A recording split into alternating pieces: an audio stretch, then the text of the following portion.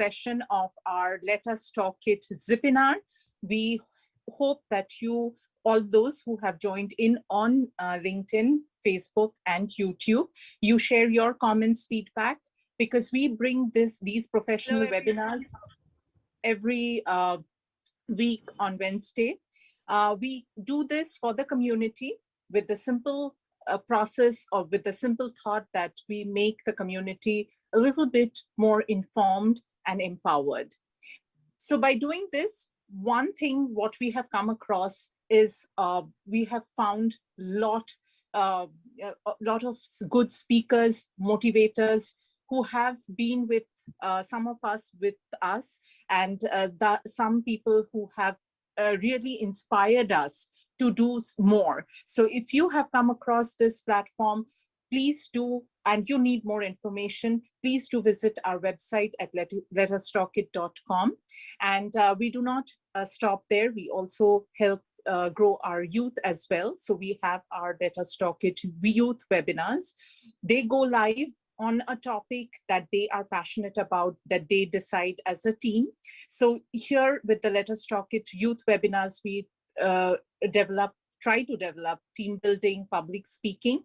And if you want to register your kids, please go to letustalkit.com/youth and register your kids. And trust me, it will be beneficial for your young ones. So we have all the details and groups. And for today's professional ZIPINAR, we have two great speakers and two great topics. So with the first topic, we have peak performance cornerstones.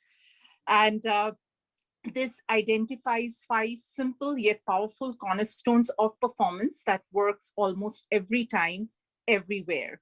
And to talk on this, we have with us Prakash Rao.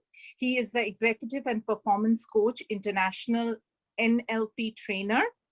And so about him, what he wrote on his LinkedIn profile really stands out, that every person is a hero in his or her life. And his quest is helping individuals discover the hero in them and explore the heroics they are capable of. Can't wait to hear from you, Prakash ji. Absolute honor to have you. Over to you. Thank you so much, Junan. Thank you so much. Good evening, good afternoon, and good morning from wherever people are watching this. When we speak about performance, often the niche that we find, or the narrowed space that we find, is often workplace productivity. We think that performance is all about workplace, managing revenues, handling people. But what we fail to understand is performance in true sense is in every place. You know, think of relationships, think of health, think of fitness, think of well-being, think of food, think of diet. If you're following one, think of anything of that sort. We know that, you know, we are performing. So performance necessarily does not mean something that is just attached with the KPIs, just attached with, you know, some metric that somebody is trying to track you on. Now, before that, as human beings, we are special because we perform. Now, why do I say this? You know, we have 3 layers of brain. We have the where did I miss? Yeah. So we have the survival brain. Yeah. The survival brain helps us to defend ourselves in exigencies, to help us survive, to you know, maintain our life, the breath. And then we have the mammalian brain, which is responsible for emoting. We kind of, you know, show care, show concern, show love, all of this because of the mammalian brain. Now, something special to human being brains, which is not found in other animals, is called the neocortex.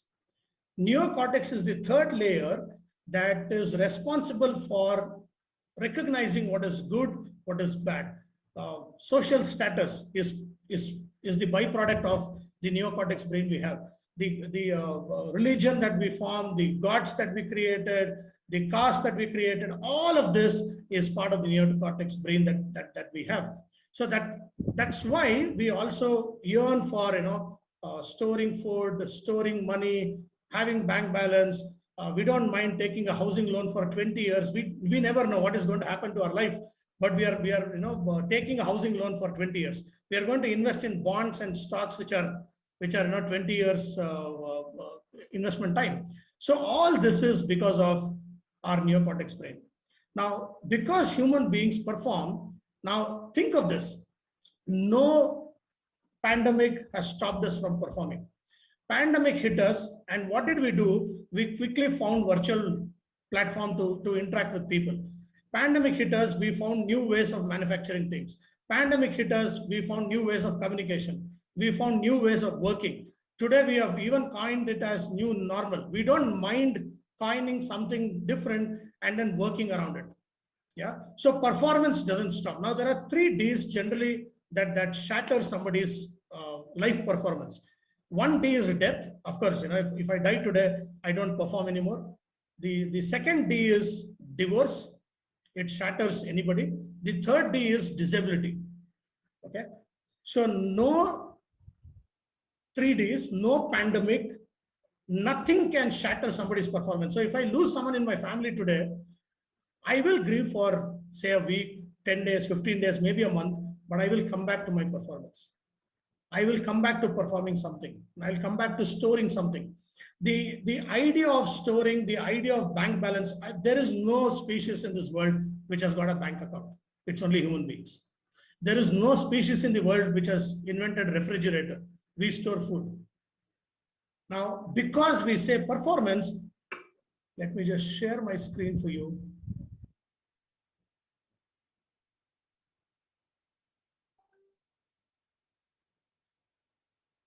If I don't perform, if I don't perform in my own sense, imagine if I have defined myself as a Mercedes Benz. So if Julian on the call today, if she buys a Rolls Royce and if it breaks down somewhere on the way, she is going to write to Rolls Royce telling, boss, you promised me that this is going to run forever. And if it breaks down, you are going to give me back. So there is expectation from a car like Rolls Royce. If I have, let's say, an economical car, there is some expectation from that car. So how I have defined expectation on things that I have. So if I buy a Mont Blanc pen, there is certain amount of expectation that I have around that pen. Similarly, me as a person, as an identity, I have expectation for my performance, for my success, and for my results. And when I don't do that, I either feel stressed, I feel failure, I feel rejection, I feel alienated. All of this is because I defined the performance for myself in a particular way and I'm not able to do it. And this is common, whether it is your work area, relationships, communication. Think of this, many people who don't know public speaking are they feel inferior when they see someone doing a fantastic public speaking. And let's say, somebody is good in music. If I love to, play an instrument or, be a vocal singer, but I'm not able to do it, that puts me in a spot of being a failure or being rejected in my own sense. Now, this happens in 3 senses. Now let's take timeline.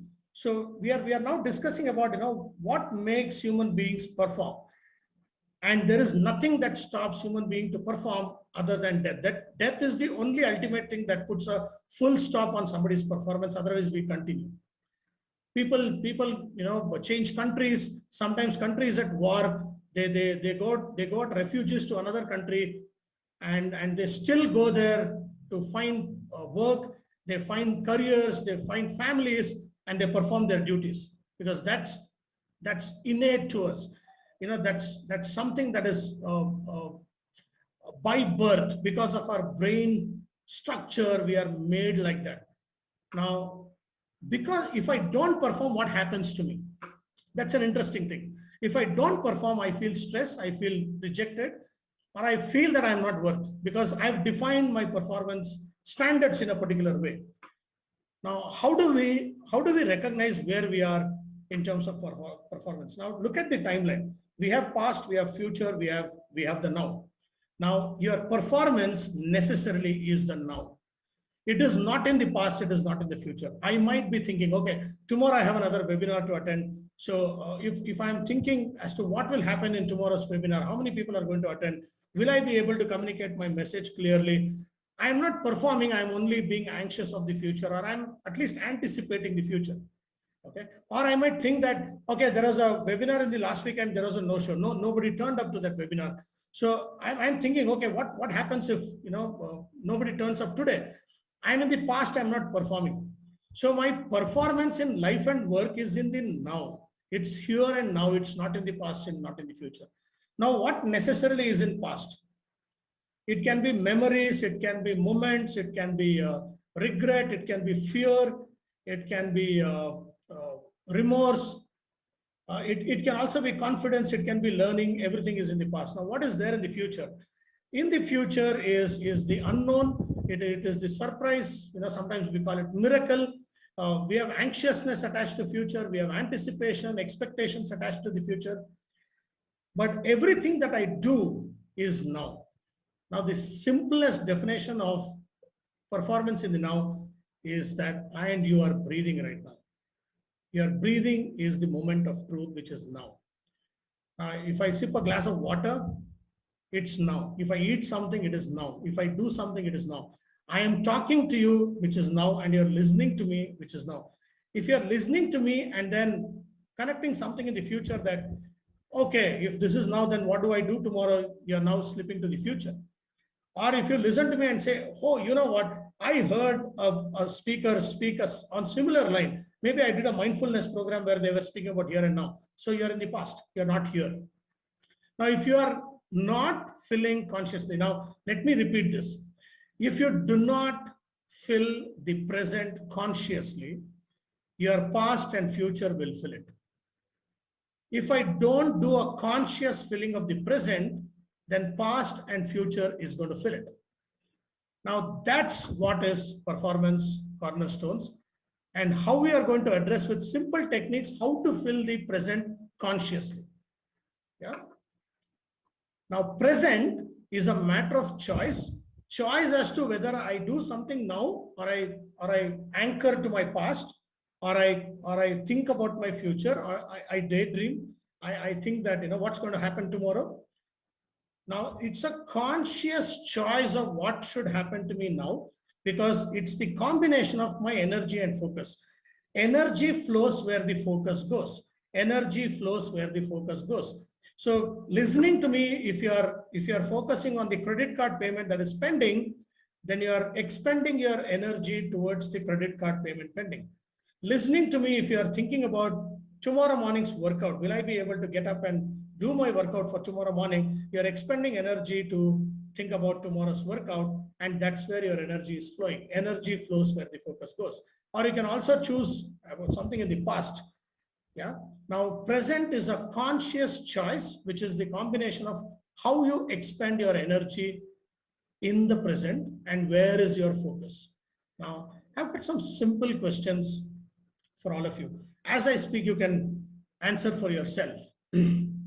Now, pause is a great technique to be in the present, to come back to the present, to consciously fill the present. Now, think of it, you have a glass. If you don't fill with anything, what do you think it is filled with? If you leave it for some time, it is maybe filled with dust.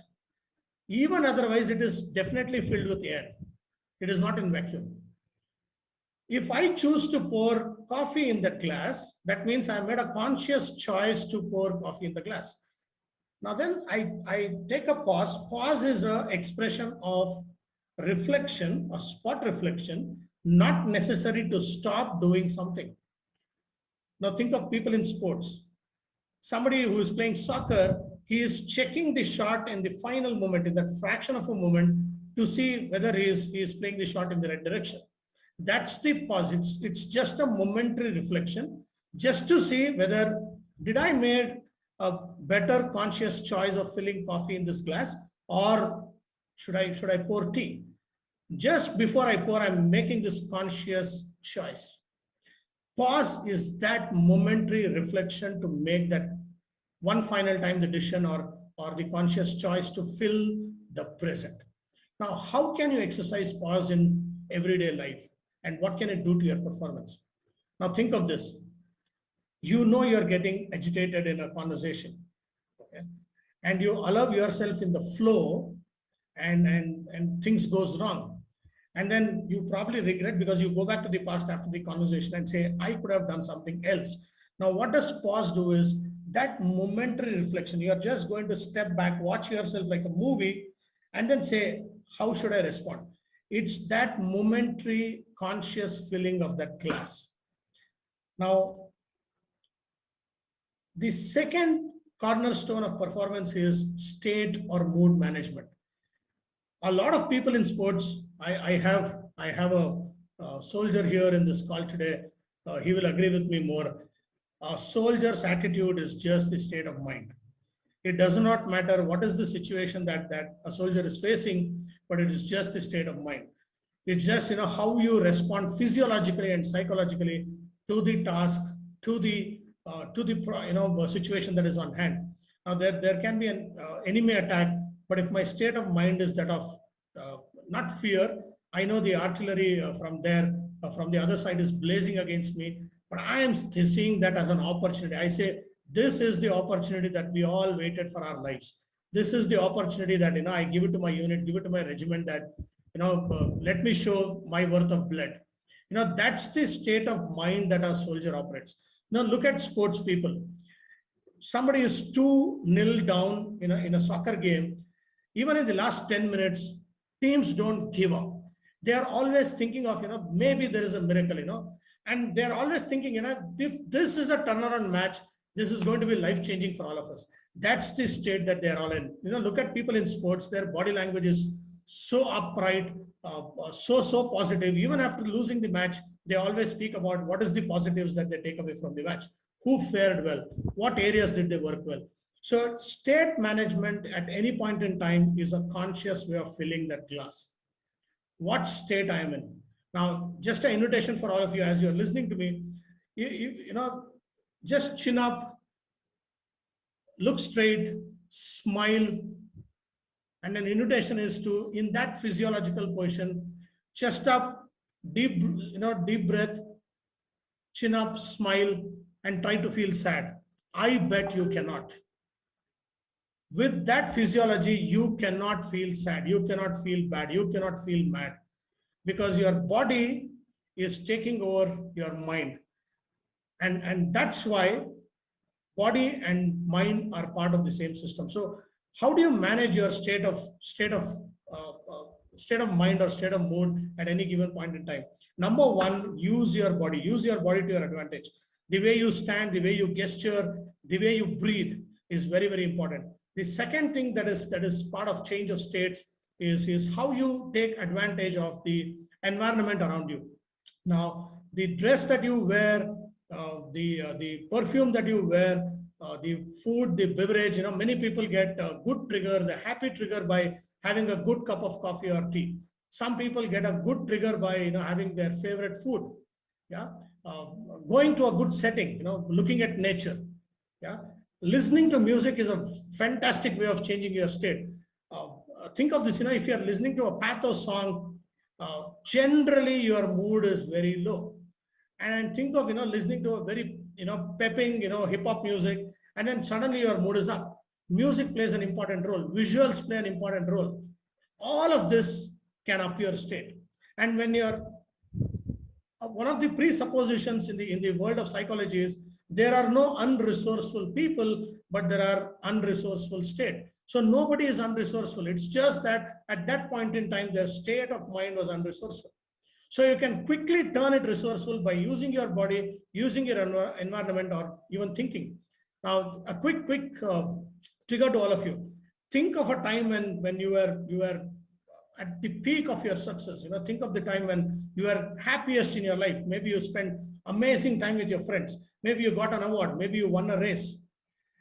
And you can always anchor to your past thoughts and then up your state right now. So you can use thoughts, you can use body, you can use environment to your advantage all the time. Now, this is the conscious filling of that glass. Just noticing what is my body doing to me, just noticing what am I thinking right now, just noticing what kind of environment I'm using now. For someone who is with the education, or if you're a learner, even the kind of stationery that you pick up for yourself is a better way of upping your state. I love writing in pencils. So if I'm doing something very important, if I'm writing some important notes, I make sure that I'm keeping my pencil steady. I sharpen it, align it, in my box that I have, pencil box. That is upping my state. So you can use anything to up your state. The third cornerstone is uptime. This is a very what do you say? A little sportish word. You can Google for for what is an uptime.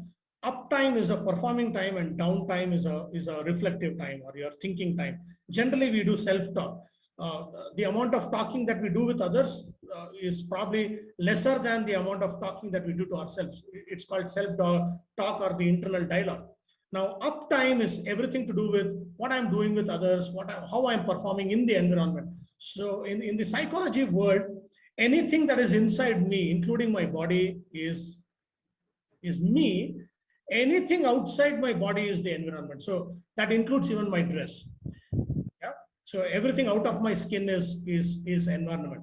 So everything that I do outside is my uptime. Now, once again, think of sports.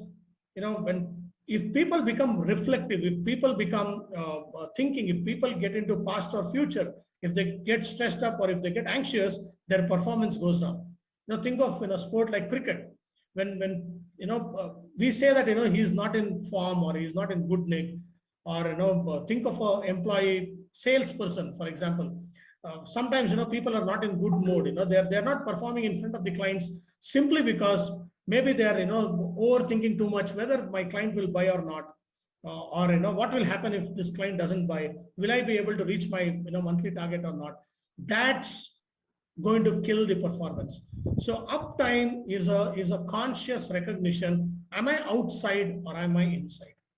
What am I feeling consciously with that glass? The uptime. Because if I'm doing the downtime, then I'm probably not feeling the right thing in the glass. The fourth cornerstone is the evidence that you're progressing towards your life or work goals.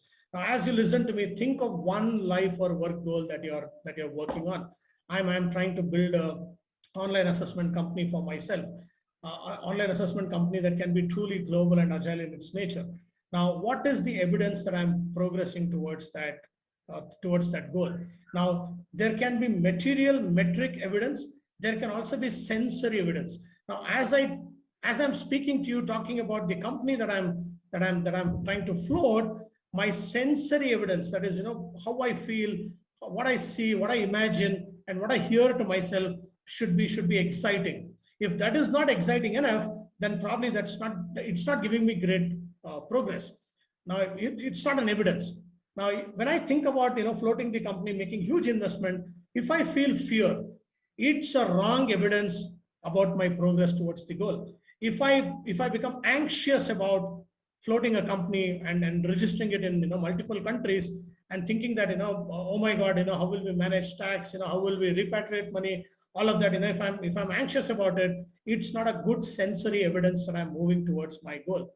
So it is material evidence. So we have a sprint of 15 days to check with the technical team and the content team as to how they are working.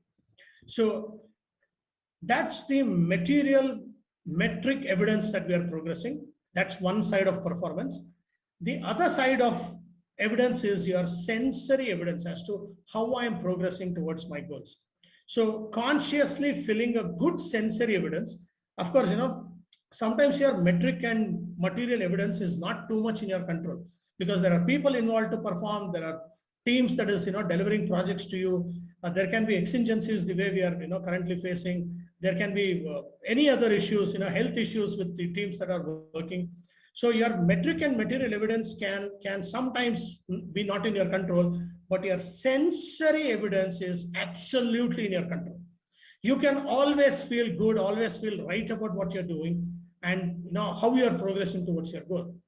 And the final cornerstone of performance is action relevant. Now, this is a famous line that I always tell all my participants. How many of you have a goal of writing a book in your life? And many people, including people who are present in this call and people who are live, at least half of them will raise their hand telling, yes, I want to write a book. I have an idea, or maybe I have remotest dream of writing a book.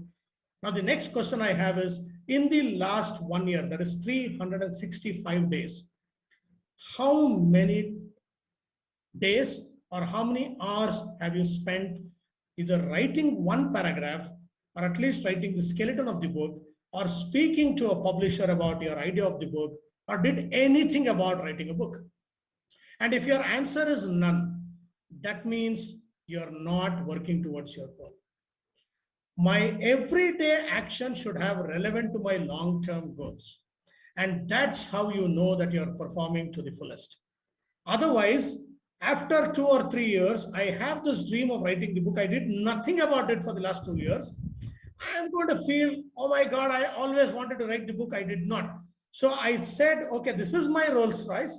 It is expected to speed up at 100 miles per hour, but it is not going because I am not pressing the accelerator. There is no evidence that I am doing something for the Rolls Royce to speed up to 100 miles per hour. I did not do anything. But then I'm now either blaming the car or blaming myself that I am not using this car to the fullest. Now, either you can blame and be regretful after a few years, or take relevant action that is aligned to your long-term goals. One of the key things to perform is to just check every day. If I have 1, 2, 3, 4, 5, 6 life and work goals, imagine that I want to be the best friend of my wife, and I want to give her the best life. And every day, if I'm not checking, how she's performing her daily course, is she happy with what's happening to her? Is she enjoying, the role of being a housewife? I am not being relevant to my long-term goal. I cannot, after 5 years, go back to my wife and say, you know what, I wanted to be her best friend, and she will ask me, dude, you were, all over the place, all over the world, traveling.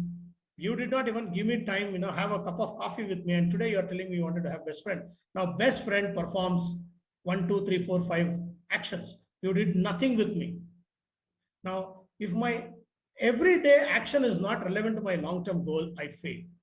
Many people regret in the later part of their life, or sometimes even as employees, they regret when they leave company that I could have done something different in this company while they quit, is because their actions were not relevant to their long-term goals. So here I am. So this is about it. We have the timeline which clearly defines where is the performance. Performance happens in a playground called now. It's here and now. It's in the present. It's nowhere else. It's not in the past. It's not in the future. It's just happening here and now as I speak to you.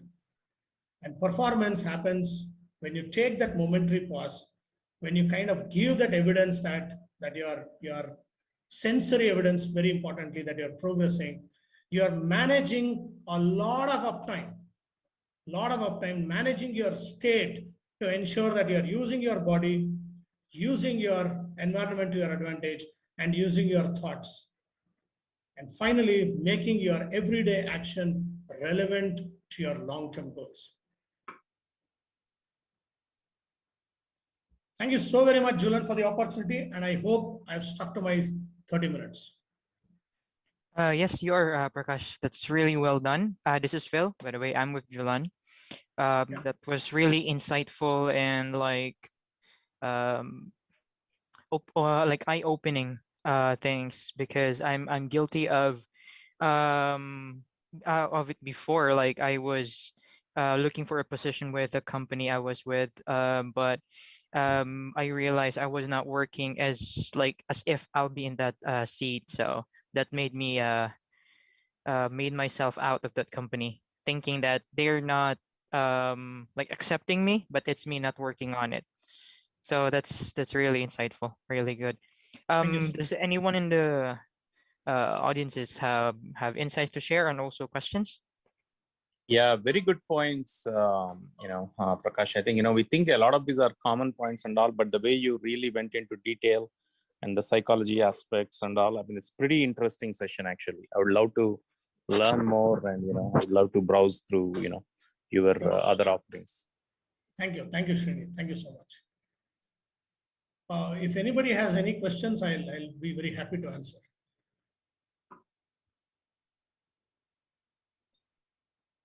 Okay, so you can also chat your questions if you'd like. Again, thank you, Prakash, for that insightful session. So now we move to the next topic for the day, which will also be very interesting. The topic is titled Unleash Your Super Potential. So it's super potential, not just the potential. It's embrace change, open to learn, raise the bar, and stand against failures. The one who will be talking is the founder, CEO of Mudia Learning and Development Solutions, and also a recipient of many national and international honors and awards. And even pandemic working from home did not stop him from delivering those impactful knowledge and skills and learning through interactions, online interactions and virtual training sessions. So if I will read all of the awards that he had, I'll be taking all the 30 minutes of his time. So hear me. I will introduce to you Dr. Sunil Mudgil, PhD. Take over now. Thank you. Thank you very much. I'm honored with the kind of words you have spoken about me. Thank you very much. And Prakash, I'm so happy that you delivered so well. And I was totally, absolutely absorbed the way you were talking. My compliment to you, man. Thank you, sir. Yeah. Thank you, sir. Yeah. I'll just take a few minutes. I mean, half a minute to put my slides. I'll start straight with that. And so that, yeah, I think we can start. And yeah, I'm sure they're visible. Yes? Yes. Yes. Okay. Yeah. Oh, thank you very much. Thank you very much, my friends.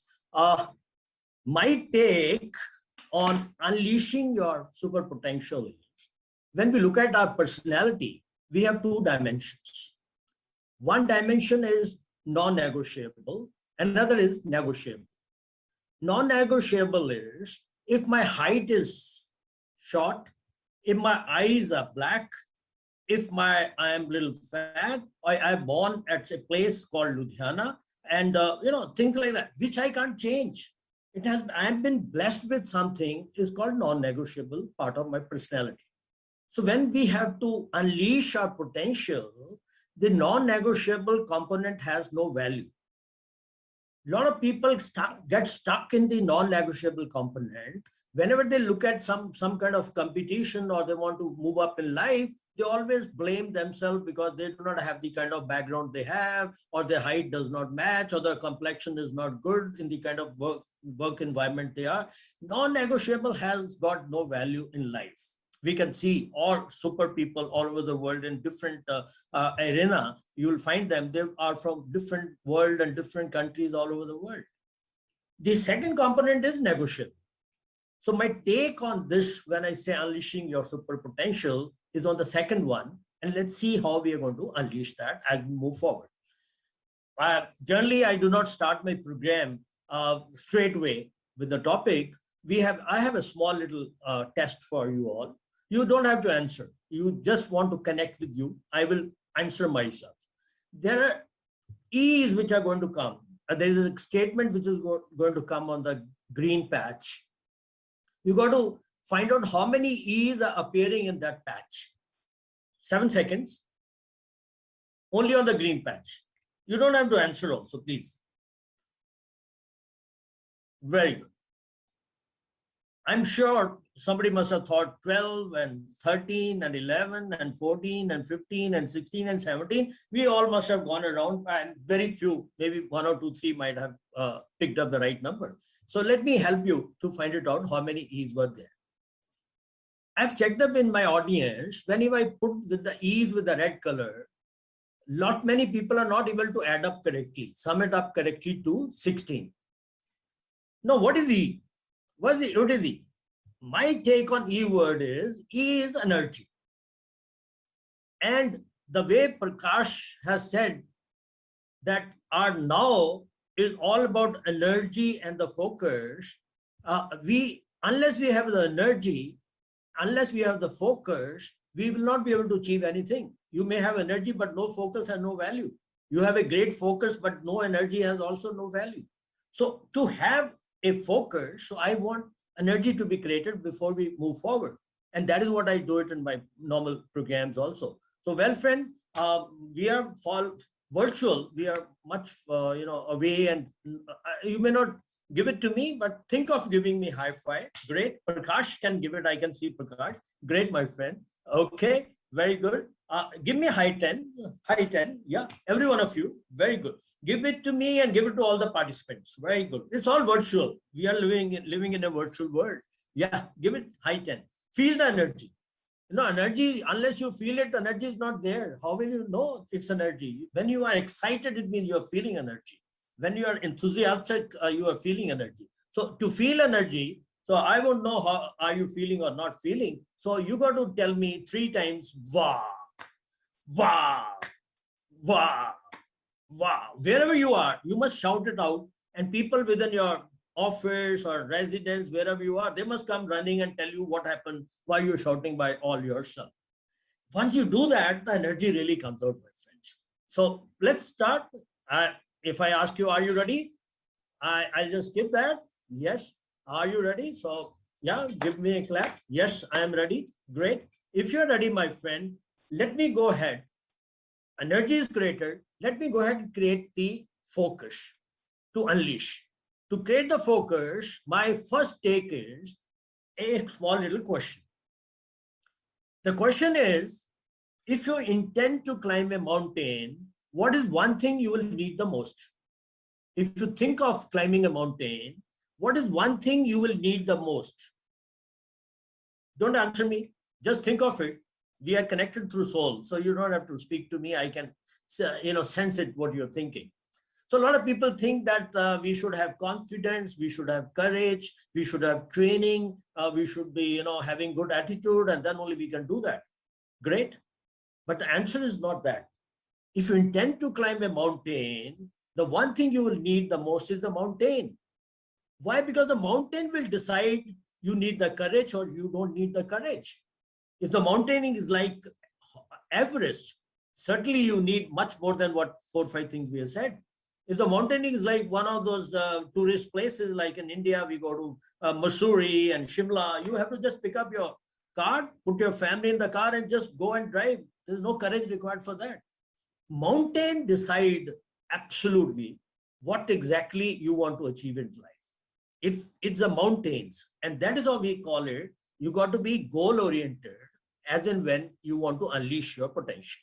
And that is what I'm taking a lot of points from Prakash also, that is on the same line he was also talking about. So every journey starts with a goal in mind, my friend. To put it a little in more perspective, let's say 2 football teams are playing, 11 players on both sides, and I remove the goal post.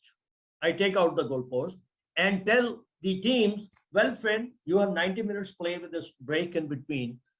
Play, and once 90 minutes are over, please come and tell me the outcome.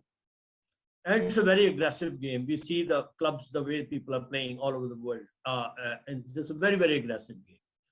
After 90 minutes, you will find few players already got injured, one or maybe have gone hospital, and some people have got a red card because of the aggressiveness they show on the field. And 700 players from both the teams will come and stand in front of you, and you will say, well, friends, please let me, what is the outcome of the match? They'll say nothing. Why nothing? Because there was no goal post.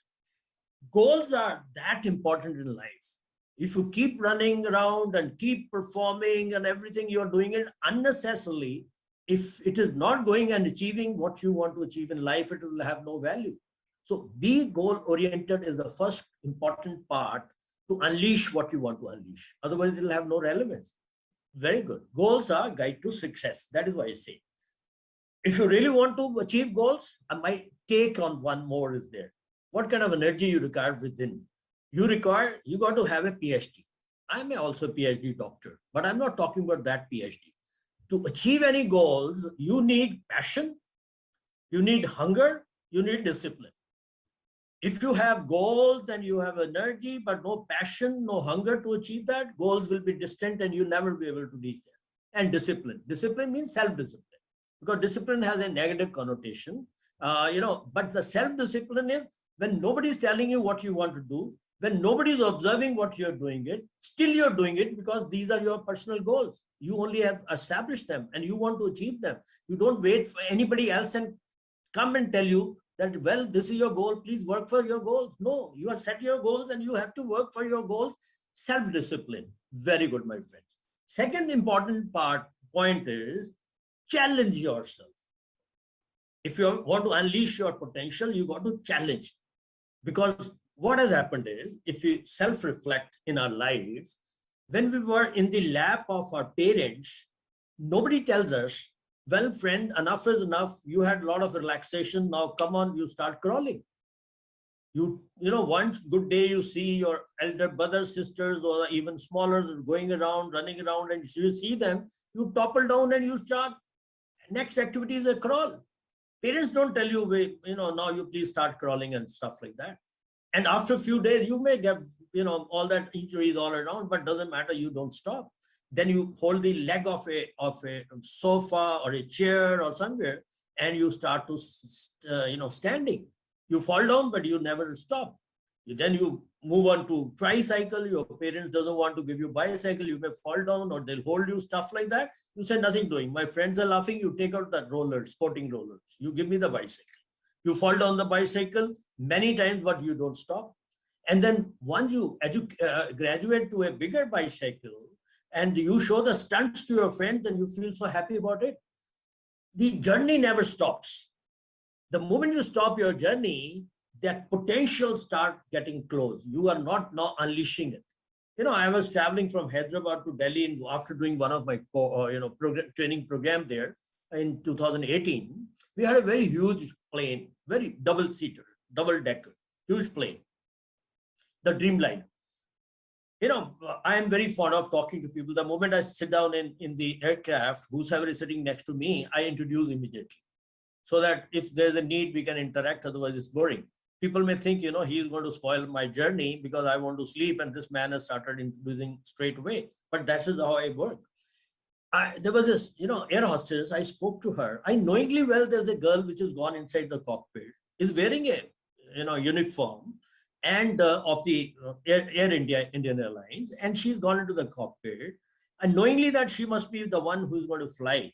I just want to doubly check with the air hostess. I said, ma'am, can you please tell me, the lady who's gone in, how come she's gone inside the cockpit? Nobody's supposed to go. She said, no, sir, she is the co-pilot. I said, it's not too confidential, how much age maybe this lady's age may be? She said, it's almost mine. I said, if not confidential, can you divulge that? She said, I'm 27 and she's around 27, 28. Look at when people start, continuously unleashing their potential. The sky is the limit for them. Sky is the limit. In 2022 years, all over the world, stars, celebrities, you look at the way they perform and on the performing arts or whichever area, sports and whichever field that you see. I'm from Army. 18, 19 years, 20 years, boy standing on the picket all by himself, taking the load of the whole nation on the shoulders and performing his duty. People all do that. Why they do it? They understand that they got to continue unleash their potential, which is part and parcel of the body. A body is a wonderland. A body is a wonderland, friends. You have to Google it out the moment I'm sharing what I'm sharing. Somewhere Google shows 12,000, somewhere it shows 11,000. Doesn't matter about the number of thousand. Do you know that blood runs in the body in one day 19,000 kilometers? Okay, let's take it 12 because Google somewhere gives different answer. You also Google it out. Arteries, veins, capillaries, all put together of one person, adult person. If they're connected, they become 100,000 kilometers. One adult, look at what is inside. 35, 40 million times a year heart beats. Imagine, look at the numbers.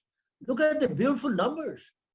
Now, who has brought it? AI and the computers and robots. It's all human beings. We must understand that, you know, the kind of potential we have, unless we understand our potential, unless we unleash that potential, we cannot be able to do what we really want to do it in life. Then we'll be living our dreams smaller in smaller dreams in life, and we'll be achieving very small things in life. So we have all the choice. Third very important component is embrace change. Well, let me share a story before we move forward. There's a place called Honduras, which is in Central America. And there's a bridge named Choluteca Bridge. This Honduras is famous, notorious for hurricanes and storms. Very routinely, hurricanes, storms, all keep coming 4, 5, 10 times a year. And whenever the storms come, they're so heavy that roads gets washed out, bridges gets destroyed and stuff like that. Choluteca was an old bridge and the government wanted it to be rebuilt. So they've gone around the world to find out the best technology to make that. So Japanese said, don't worry, we'll gift it to you, we will make it one for you. 1996, Japanese team worked for 2 years. In 1998, they handed over the bridge back to the government. They said, now with a guarantee that let there be any storm, nothing will happen to this bridge. There will not be even a scratch on this bridge. Fine.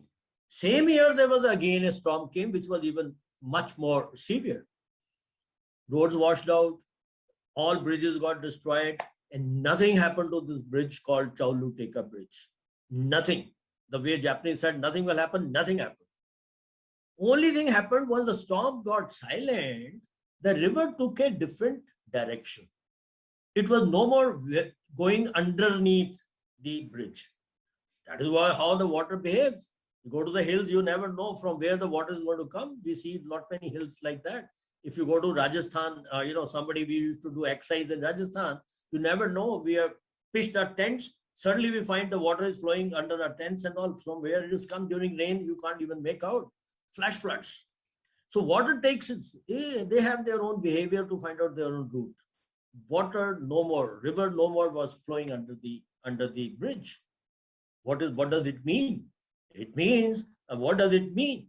We have last year in March, somewhere in US and somewhere in January, February, March, we had a solid thing called Corona all around. The virus has hit so badly. Things have totally changed. So learning objective is, friends, if you want to really unleash, you don't have to build absolutely to last. You got to learn to build to adapt. Because things are not going to, be there permanent. And it's a law of nature.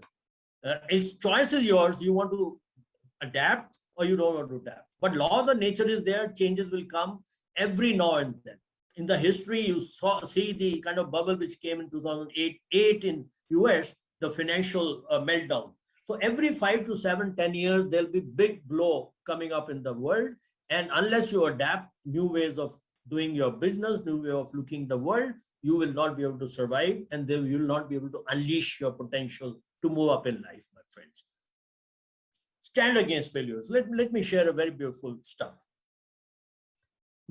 The New York has got a NBA, which is the New York Basketball Association, NBA.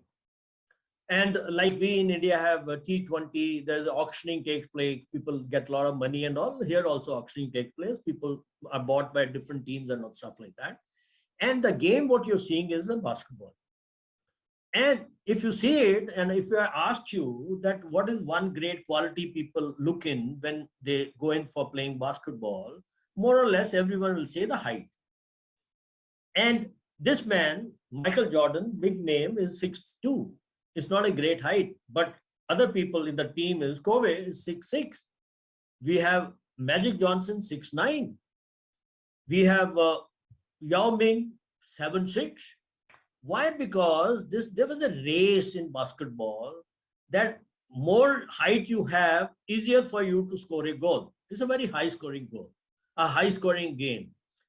Why? Because the ring is at about 10 feet and your height is 7.5 feet. You hardly have to jump 4 to 6 inches and you will be able to extend and simply do a goal.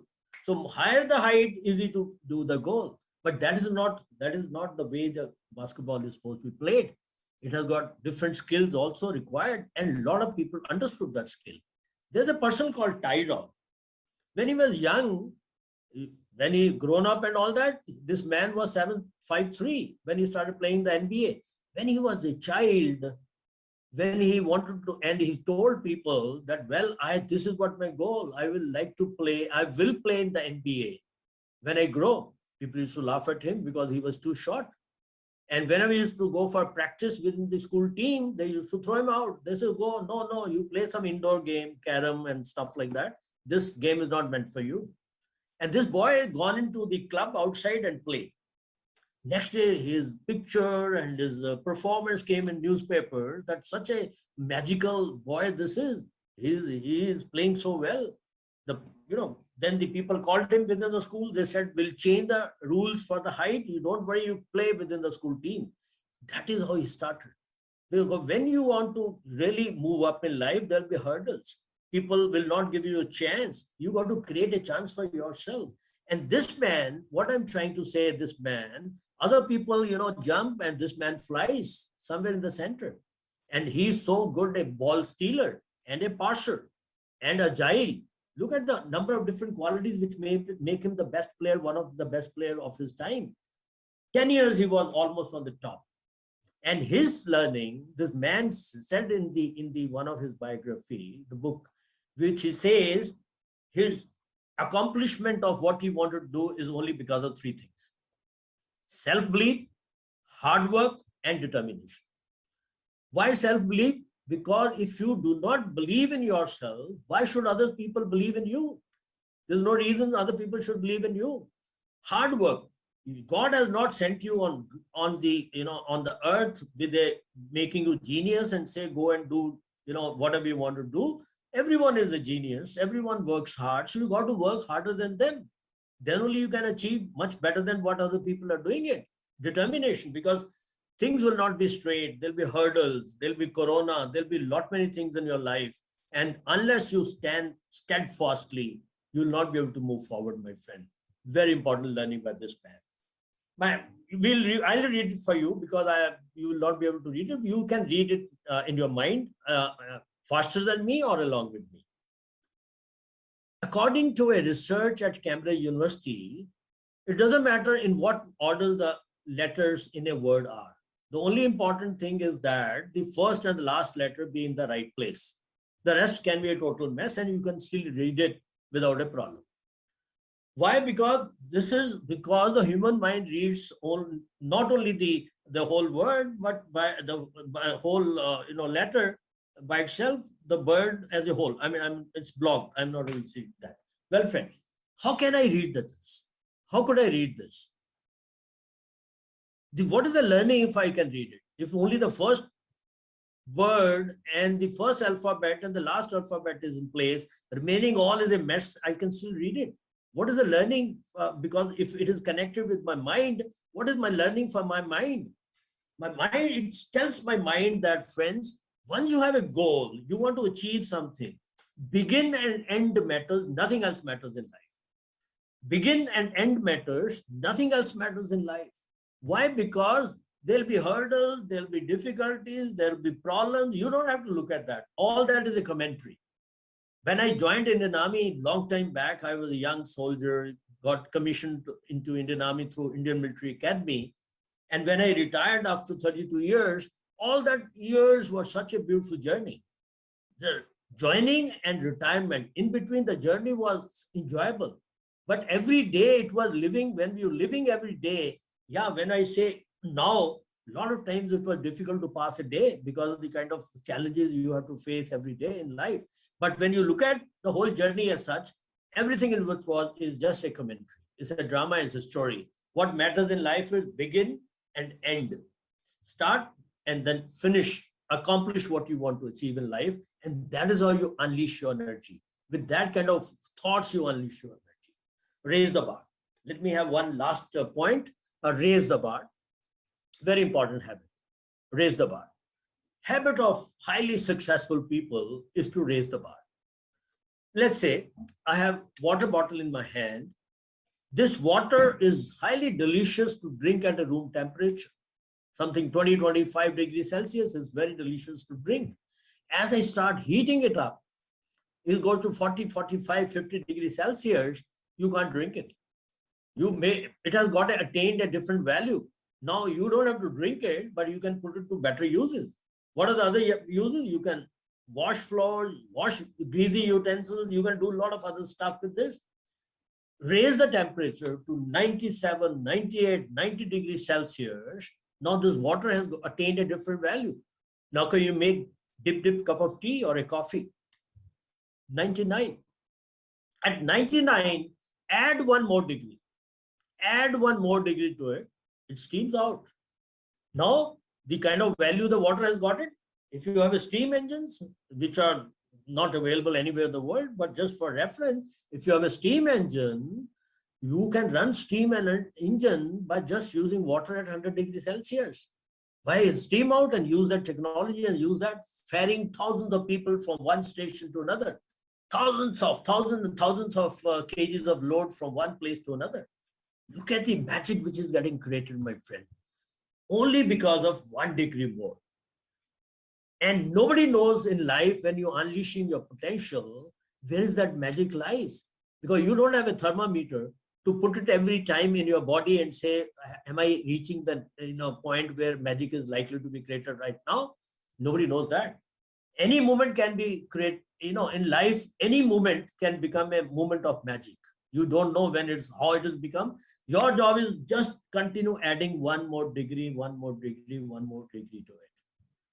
Now, it entirely depends upon the competitive environment. If your competitive environments are fairly weak, then magic can be created much faster.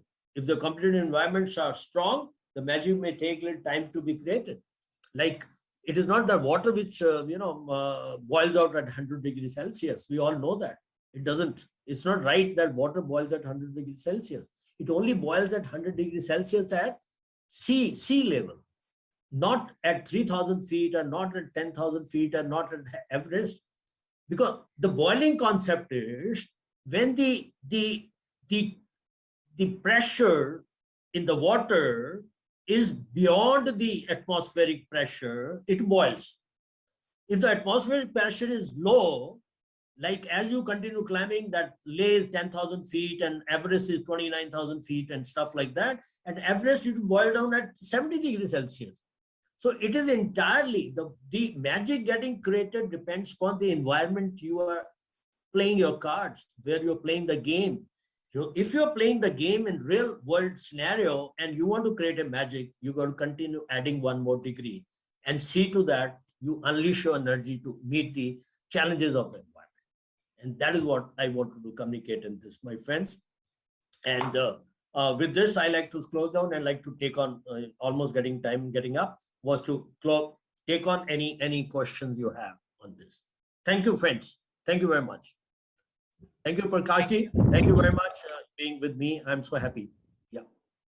Thank you very much, Neil. That was really also insightful and eye-opening things for sharing your knowledge. So learning to open to learn, to adapt. It's very necessary to this changing world, from very normal and then to pandemic. So if you're not very adaptable, you'll not survive. You'll be full of anxiety. So is there any questions or insights that anyone in the audience would like to share? Yeah, it's very visual. It's awesome, Sunil. So, and also you wanted to engage the audience right from the first minute. That was Thank you very much. Yeah, these are some examples that we'll remember forever. Thank you for a great session. Thank you very much. Thank you so much. So if there are no further questions, the speakers have made their point in the precise time.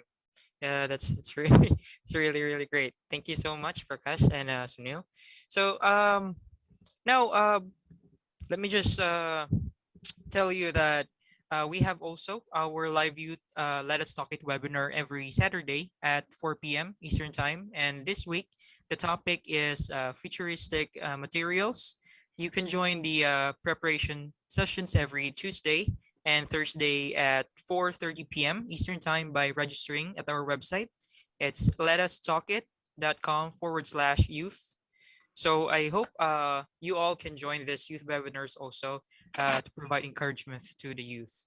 So anything else from the audiences? So we can conclude the day. Thank you so much, Phil. Thank you, Srini, for the opportunity. Thank you so much. All right. Yeah. So thank you so Great much, having you all. everyone. Yep. Thank you very much, Prakash Raoji, getting connected, and very beautiful talk by you to start, and yeah, Julan and also the Filzon. Thank you very much. Another name I don't remember. I can look at that. Very kind of you for giving this beautiful opportunity. I hope a lot of people would have got benefited. Thank you very Yes, much. pleasure is ours. Thank you so much, everyone. Thank you so And much. we can end the day. You take care, all of you. Thank Bye. you. Bye-bye. Bye, Prakashji. Bye. I'm leaving. Yeah.